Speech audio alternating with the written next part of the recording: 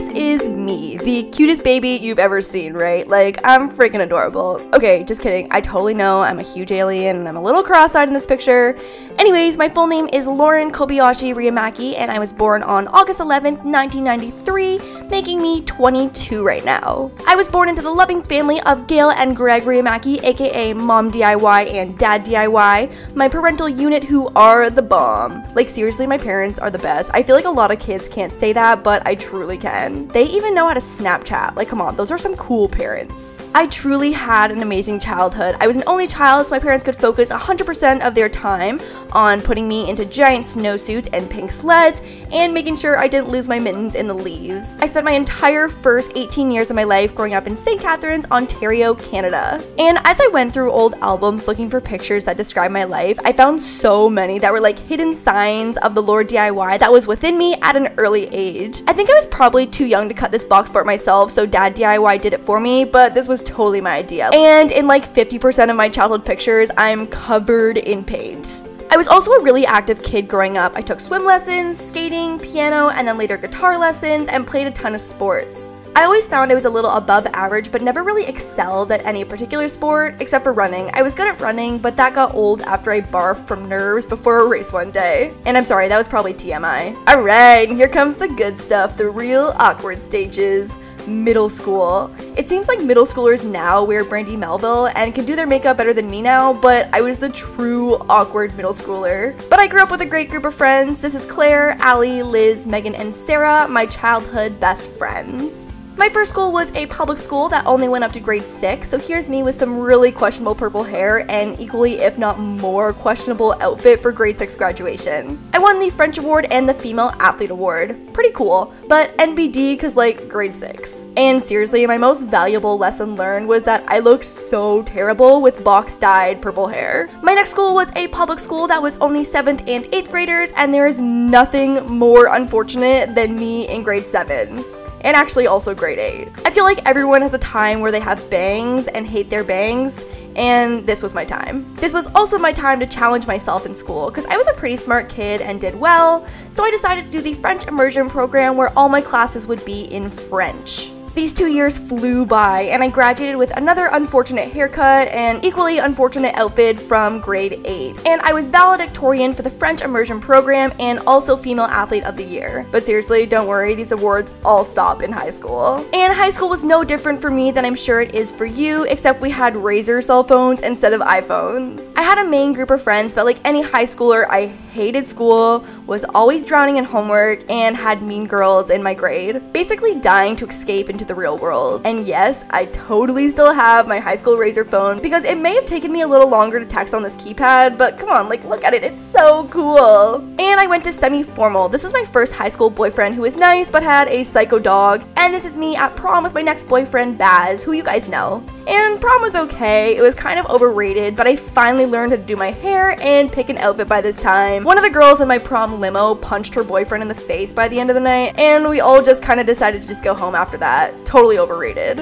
When grade 12 graduation finally rolled around, I was excited to get out of my hometown and move into a new city for a fresh start. I decided on Ryerson University, a university about an hour away from my hometown of St. Catharines. This is my nana, my grandpa, my parents, and my old boyfriend Baz. My grandpa never got to see me graduate university, and I miss him every day. And I forgot to mention this, but during these last 12 years, I got to do a ton of traveling with my family, and had grown to love seeing new places and exploring new parts of the world. So I packed up my stuff and moved to Toronto, where I started studying graphic communications management, which I totally hated, but we'll get to that. I moved into the student residence and had a lot of fun that year with the girls on my floor and did Frosh Week and all that stuff. I was a little depressed at times because my program sucked and felt creatively drained, but all in all, that year led to where I am now. And it's so funny looking back and thinking about how much DIY ruled my life even before YouTube. This is a picture of my residence room that I totally decked out because I couldn't stand how prison-like it was.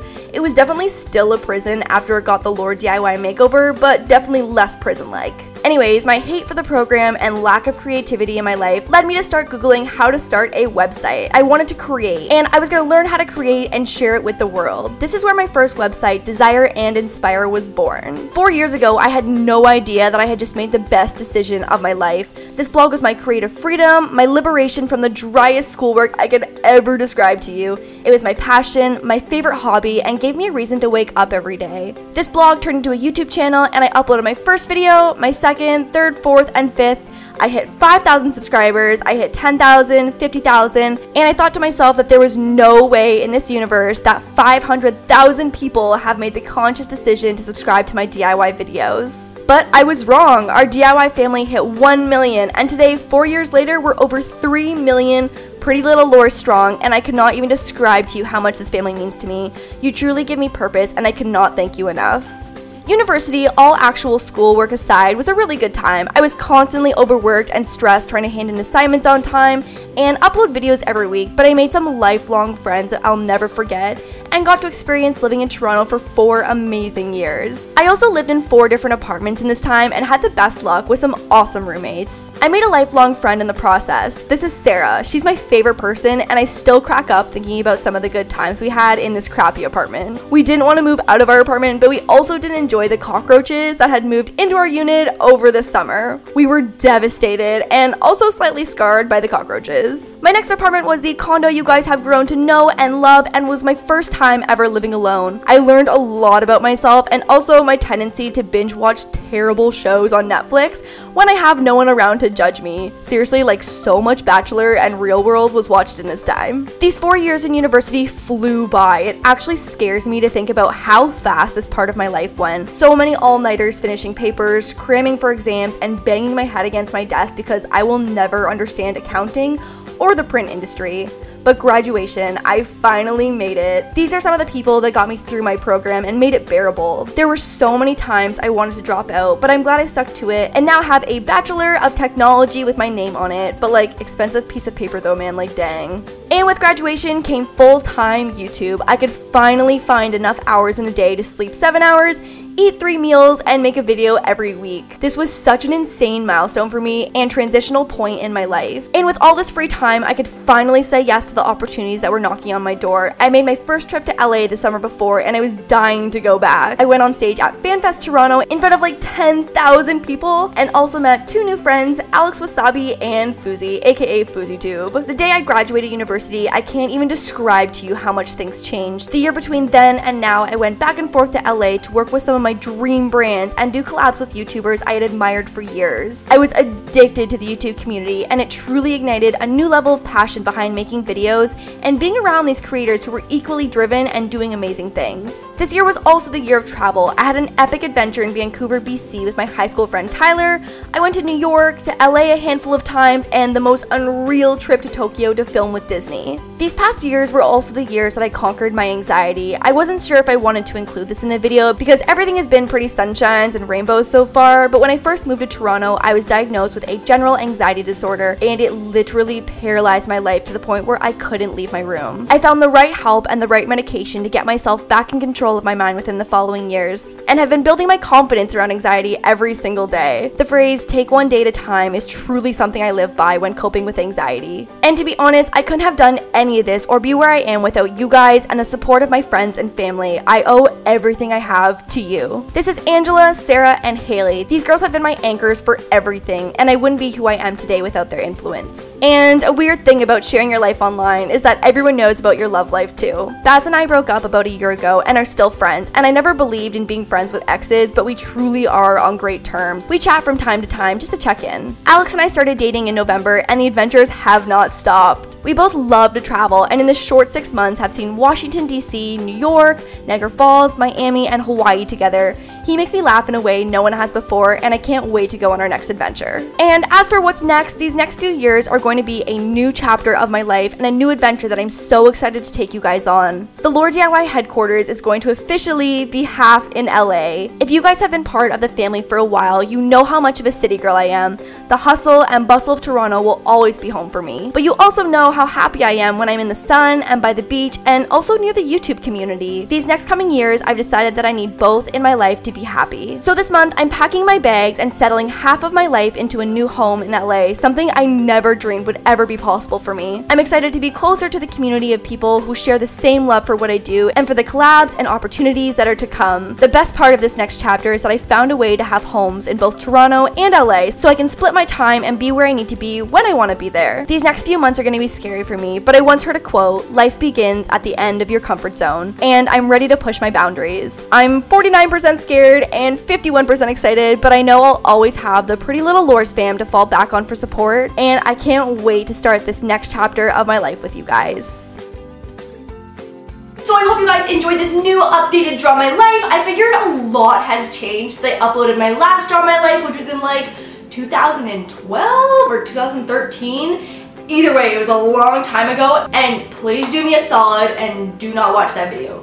Do not, hard pass, do not watch that video. I literally sound like the most terrified and timid child in the entire universe. It's so embarrassing, it's literally mortifying. I know you're gonna go watch it now that I said that, and I can't stop you, but just know, I do not know why I sound like I'm about to burst into tears at any second. Like seriously, you're gonna watch this video and go back to that video and be like, girl, a lot has changed since then. Anyways, I am so excited to start this new chapter of my life. I have a really good feeling about this year, like this gonna be our year, and I'm so glad that you guys are gonna be along the entire way for the ride and the journey for what is to come. And the positivity from the pretty little LAUR fam is always just so overwhelming. And I know you guys are gonna be super excited for what's to come, and I promise you I have big things coming this year just with all these new options and new opportunities for filming and collabing and just like a new atmosphere. I'm so excited for this year. And I'm also so excited that I can finally let you guys in on this secret. It's literally been like I hate keeping things from you guys. I want to explode. It literally